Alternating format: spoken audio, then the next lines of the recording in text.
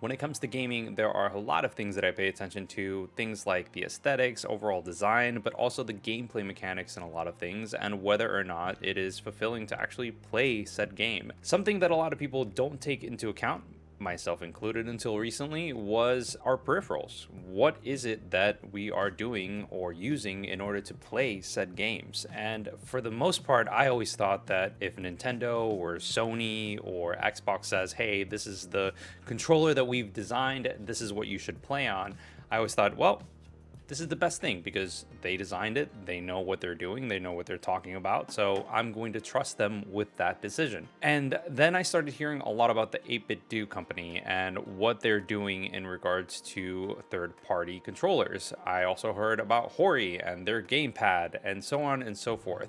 So I went ahead and I bit the bullet and I got myself an SN30 Pro Plus from 8BitDo. And there are things I like, there are things that I don't like, and there's an overall recommendation on it, and we'll get into it. Spoiler alert, it's really good.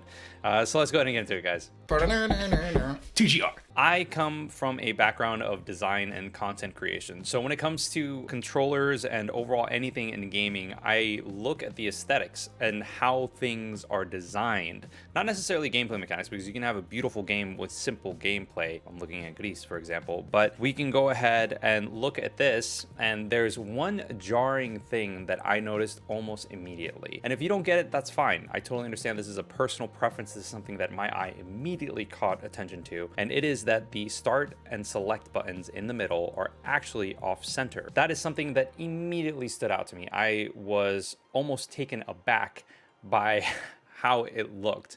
And yeah, it's a personal preference, but you know, it's something that should be taken into consideration when you speak of the design of a controller and how it looks. Ergonomically, there is probably no real benefit to it being slightly off center. My guess is that the PCB or the circuit board that is within the controller is just full of so many features and hardware that it kind of had to be put that way in order for the chipset and everything to be working properly. I don't know, but that's just my opinion.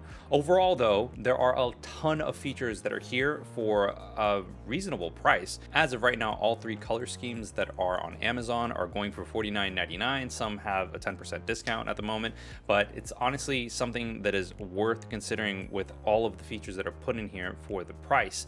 I know that first-party controllers are around $59.99. Sometimes they're a little bit more looking at the DualSense, but it all fluctuates and moves around. This, though, has been constantly cheaper than first-party controllers, and it is right up there. So let's go ahead and talk about the features that are there. First and foremost, and this is a huge plus in my opinion, there is a built-in battery pack. Take note, Xbox. Take a note from this, they're doing it cheaper and they're including this in there. There is 6-axis, so if there's any sort of motion control that comes within the gameplay, that's something that you might want to go ahead and use or go for.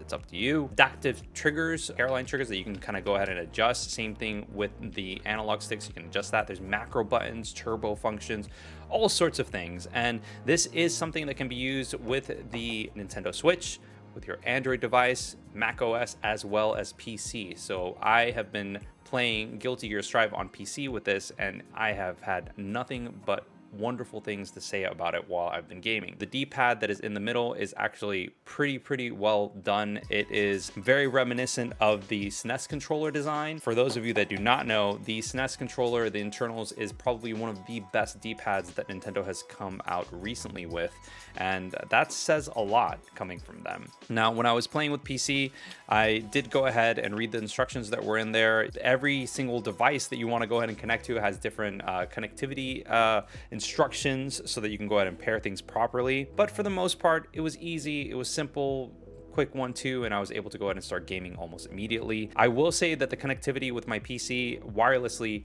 with this controller is much better than the Xbox Series X controller that I have. Every once in a while when I was playing with the Series X controller, my connectivity would just drop, the gameplay would pause, and it would kind of break the immersion and kind of have to restart everything, make sure that everything connected and whatnot. With this, I was playing Psychonauts on Twitch. By the way, follow us, twitch.tv/thegamingresume, and it was awesome. no issues whatsoever, everything connected and ran without problems. Overall, one of the best features about this thing is the software that comes with it to pair everything up. Each and every single console or handheld or whatever it is that you're gaming on, you can actually set different profiles and set up different macros and everything depending on what it is that you're gaming on. So if you want to go ahead and play Switch and have specific macros for that, you can set it up. If you want to go ahead and play on PC and set up different macros for that, totally doable. And the flexibility and customization behind that is awesome. Same thing with the vibration that's in there, you can adjust that. Same thing with the analog stick, same thing with the adaptive triggers, all of that you can go ahead and change and adjust to your gameplay and your style.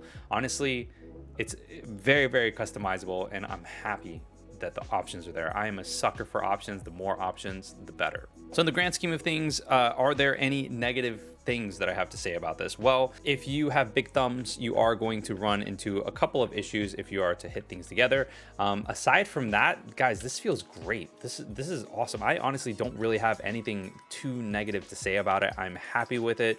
I've been playing with it almost exclusively on PC for the better time of a week, and I've been happy. I have no negative things to say about it aside from the start and select being off-centered and, you know, the analog sticks being like this, but that's not a big deal. That is honestly a personal preference, and all in all, 100% recommend it, guys. Like, if for $49.99, this is awesome, and it is comparable with Switch Pro, Xbox Series X, like everything.